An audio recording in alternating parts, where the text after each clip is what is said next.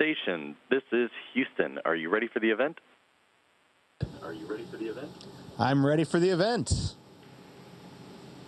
Washington Post, this is Mission Control Houston. Please call station for a voice check. Station, this is Dana Monroe with the Washington Post. How do you hear me? Hi, Dana. Hello from the ISS. I hear you loud and clear. How about me? I can hear you. Thank you so much for talking to me all the way up there. Thank you.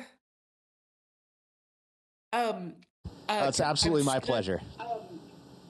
Oh, it's a delay. I see. Well, I'm just gonna ask you a couple of quick questions. I have short time. So the first thing I wanted to ask was, what made you want to become an astronaut? That's a great question. I mean, I actually don't know. For as far back as I can remember, so when I was a little kid, I was always fascinated by exploration, and in particular, space. I think it's one of those things that a lot of kids have fascinations with, and I just never grew out of. It's something that's always been a big point of curiosity for me, and being an astronaut felt like the best way to explore space. So it was something I dreamed about as a kid, and never let go of that dream throughout my life. And I cover Montgomery County and wanted to ask how your upbringing in Potomac and your experience with the Montgomery County schools prepared you, fostered your interest in space, etc.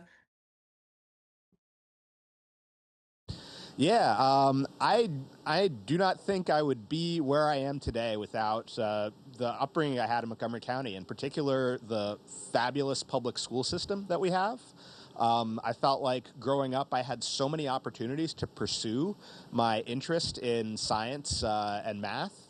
I was able to, get tons of support from my teachers. Go to one of our fantastic magnet schools. I went to Blair High School, which just had fantastic opportunities to really push my passion for science and to give me the opportunities to really explore what it would look like to be a scientist.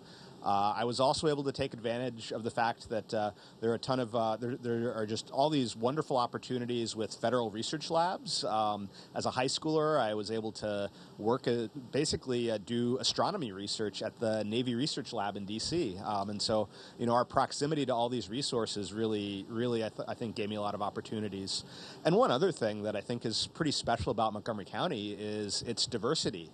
The fact that you're surrounded by people from all over who come from all over, and on the International Space Station, we're a collaboration of 15 different countries, and my work every day involves interfacing with people from all across the world. And I think growing up in Montgomery County, you get really comfortable and really comfortable with that, which I think is really, really wonderful.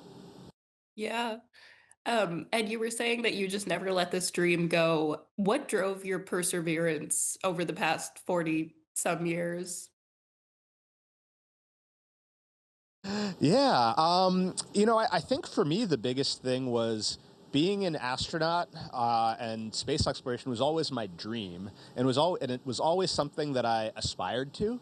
But I think it was also always something that I would have been totally okay in my life had I never made it as an astronaut. I loved doing what I was doing. I was working as a physicist, but the only reason I got to being a physicist was because of this dream of being an astronaut. Made me think that, hey, it might be possible that you could be a scientist, that you could be an astronomer, that you could be a researcher.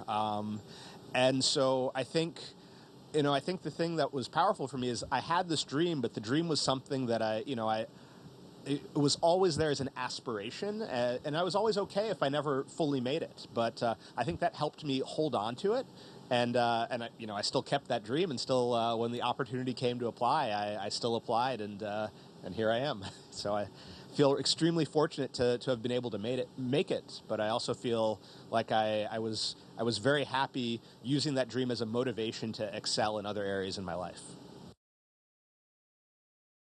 And what would you tell your younger self now? I imagine when you were like 4 or 5, you didn't expect you would make it to space, and now you have.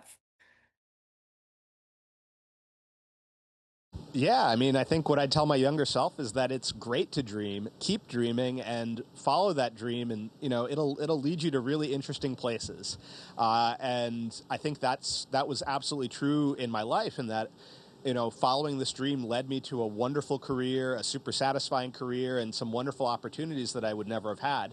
And it also led me up here. It led me to reach that dream. So I think keep following it. Don't give up. If you feel like you would have been satisfied in life without doing this, why did you decide to do it anyway? Well, I would have been satisfied if I hadn't done it, but this is definitely something I wanted to do. It really embodies a lot of the things that I'm fascinated by. Just a curiosity about exploring and about pushing our knowledge further, and about doing something that's for the good of all. I mean, the research we do up here is really targeted at making the world a better place for everybody, and so I think I think I was satisfied in doing what I was doing before I became an astronaut, but I also, I'm not content just being satisfied. I always want to push for something more, and this is really lived up to everything I'd hoped.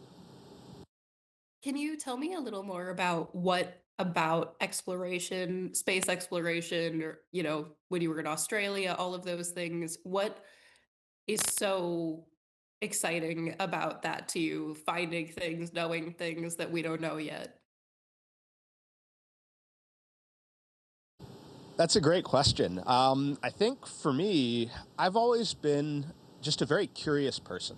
And curiosity has always been a huge motivating factor for me, trying to understand and ask the question why. Why is something the way it is, and how can we understand that? And I think that that's led me throughout my life to try to explore things, ask questions, and then explore where those questions lead. And oftentimes they've led to pretty interesting places. And what are you doing in your downtime up there? Do you like watch TV? Like do you have downtime? We're pretty busy up here, but we do have a little bit of downtime. And I think most of the time, what I do is I try to call my friends and family. I think one of the challenges is that we are, even though we are only 240 miles above the surface of the Earth, we're still pretty far away. And I'm going to be up here for an eight-month mission, and so staying connected with my friends and family back home and my daughters is really important to me. So that's something I've spent a lot of time doing. And the other thing that's really nice to do is to get the chance to look out the window. We have a pretty incredible view from up here, and so that's something I'm excited about and really looking forward to doing a lot of during my time up here. What does it look like out the window? I think that's one of the things that just doesn't disappoint. You see these fabulous pictures of what the Earth looks like from space, and that's what your view out the window looks like every day. You can see basically, huge swaths of the world moving by, the view of, city lights at night, or just the wonderful natural beauty of our Earth. It's just incredible. What does that do to your perspective on life? Like you must feel like so tiny and insignificant. Like what does it feel like to look at the earth from so far away? Yeah, I mean, I think it's one of those things that it almost feels a little bit trite, but it's exactly what it as you said, it's exactly what it makes you feel. I think the biggest emotion for me that I get when I sort of look out the window is this sense of how every everybody that I care about and know and love is on this thing that I can see the whole extent of, and there's a few people on station that I also love and care about, but like the just how small and fragile our Earth looks. That really leaves an impression on you when you get a chance to see it from up here. How does it feel to have achieved this dream and now in 8 months will have done it and then that chapter is kind of closed? Well, I'm hoping that this is just the beginning, and that the chapter isn't closed. But it feels, having dreamt of becoming an astronaut and flying to space and actually achieving it, I think for me, I just feel incredibly fortunate and lucky. I know I put in a lot of hard work to get to where I am, but I also feel like I was, extremely fortunate to have this opportunity. And so I think the biggest emotion that I feel is just gratitude. Gratitude for all the people that have helped me throughout my life to pursue this passion, and to all the opportunities that I had, to be able to put myself in a position to be lucky to get this role. So I think that's the biggest thing I feel, and I think I feel very, very much that this is really just the beginning, and I want to do really good work up here and continue to help push our space program forward, push humanity's knowledge forward as we continue to explore. I believe your parents told me that Star Trek was a big inspiration for you. Can you tell me about, if that's true, can you tell me about what about that show inspired you? Yeah, absolutely. Growing up, we didn't watch a lot of TV, but that was one of the one TV show that we watched, sort of together as a family. And I think that the ethos that they kind of express on Star Trek, this one of wanting to explore for the benefit of all. I feel like I don't know if that came from Star Trek, but that's certainly something that's really imprinted on me and something I firmly believe in. And so I think that that's helped me to continue to have this passion for exploration. Is there one thing you're most excited to do up there in the next 8 months? Oh gosh, it's hard to say what one thing is. I think there's a bunch of things. I think the biggest thing is I know I've worked really hard to be here, and as an astronaut, you're part of a much bigger team that is really helping to do all the incredible science and work that we're doing up here on this laboratory. And I think the biggest thing that I'm excited about is putting that training into practice and doing a good job, helping to push all of the experiments forward that we're working on. Some of the other things that I'm pretty excited about are, just looking out the window, getting some really nice photographs, hopefully, of places that are special to me, and hopefully having the opportunity to continue to work really closely with my crewmates, which has been really an absolute pleasure. And how is this different and similar to how what you expected it to be like as a child?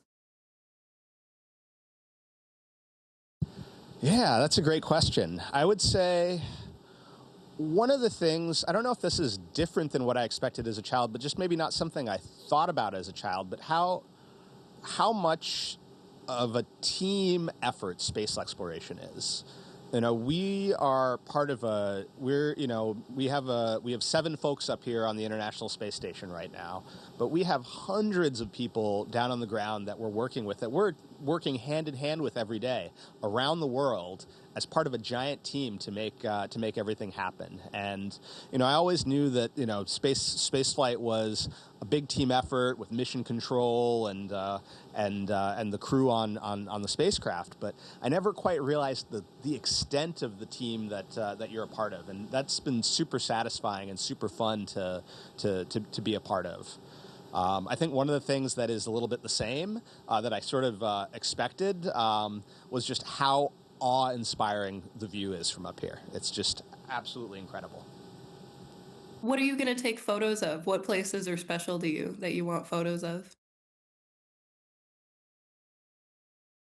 Definitely Montgomery County in D.C., where I grew up. All the places that I've lived, and then some other places that I'm really looking forward to taking pictures of are some of our national parks, which I absolutely love, and are just absolutely beautiful on the ground. And I'm curious to see their beauty from above as well. Can you tell it's Montgomery County from that far away? Absolutely, yeah. We have some really nice cameras up here with pretty good lenses. So, I'm hoping I can, follow I-270 and track and find where I grew up and get some pictures of that. We'll see. And how is the space food? What's your favorite? What's your least favorite? What's your favorite? The space food. The space food is really good, actually. We have a mix of food. We have some dehydrated food and some thermostabilized food. It's a lot like food. It's a lot like camping food or like hiking, backpacking food. But it's like surprisingly pretty good, like really good. We have a food lab that works really hard to make sure that we have a good variety of dishes. I don't know that I have any sort of standout like super favorites, but I will say that tortillas are a big favorite among our crew. We can't have crumbly bread, but tortillas are a great stand-in. We use those a lot. Yeah, so it's fun. And how does it feel physically to be up there? I know you trained for it, but I'm sure that it's different a little bit. Yeah, it's definitely a different, you train for it, but it's definitely being, weightless and in microgravity. It's a super interesting experience. I think it takes, at least it took me a couple days for my brain to kind of get used to it. As you can kind of see around us, you don't just sort of work, you work in three dimensions. So, we have lockers and drawers and experiments that are on the walls, but are also on the ceilings and on the floor. And every time you're working on something, it takes a couple days, but then your brain starts. You're working on the ceiling. All of a sudden, your brain flips around, and now the ceiling is just kind of normally in front of you. And so it's been an interesting experience seeing how your brain adapts to being in this weightless environment. It is a lot of fun to get to fly around and to let go of things and have them float. It's a really neat experience. Will you get to do a spacewalk? That's the hope. We have some spacewalks on the schedule coming up in January, and I'm hoping that I'll be able to go out and be a part of that. Looks like that might happen, and so I'm going to be pretty excited. I think that'll be a really great experience, and I think I also might get the chance to support as the operator of our robotic arm for another one. So that should be a really neat experience as well. Is there a tiny part of you that's a little scared to walk in space? It's funny. I think when it's something, at least for me, when it's something you train so much at, you understand the things that are risks, but you also understand all the things we're doing to mitigate those risks, and you've controlled the things that you can control, and then there are certain things that are just totally out of your control. And I think when you have a deep understanding of kind of what's all going into it, at least for me, that helps take a lot of those sort of fearful emotions out of it, because you're prepared, you've done everything you can, and everything else is just you just have to respond to it when it happens. It sounds like we're out of time. Thank you so much for your time. This was so cool to watch and talk to you. I really appreciate it. Yeah, no, it's my pleasure, Dan. I really enjoyed talking to you, and thanks for sharing my story with everyone back home. I really appreciate it. You bet. Thank you.